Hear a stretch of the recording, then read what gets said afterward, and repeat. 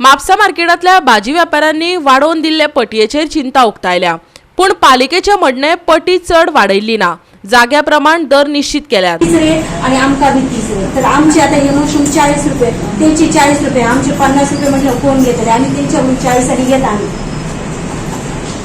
आम्ही कशे सोपे कार्यकर्ते 4 दिवसांनी आमका जेवण पडत टेन्शन नाही। म्हापसा मार्केटात भितर बसपी फळ भाजीवाल्यांचे म्हणणे सोपो 4 पटींनी वाडयला, जो आमकां कोता घेयना, जाल्यार उपनगराध्यक्षान क्षेत्रफळा प्रमाण दर आशिल्ल्याचे सांगले।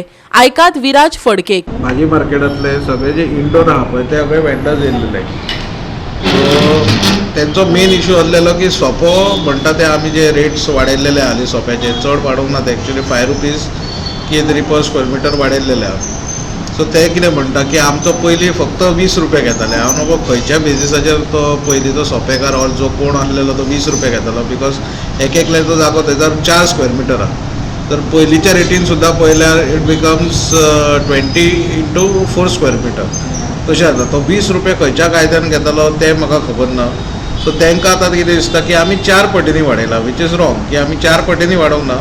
आमचें कितें जालां, आमी सगळ्यांक कितें आहा तें इक्वली तेंच्या जाग्या प्रमाणे आमी आतां सोपो आमी घेता तेंचो।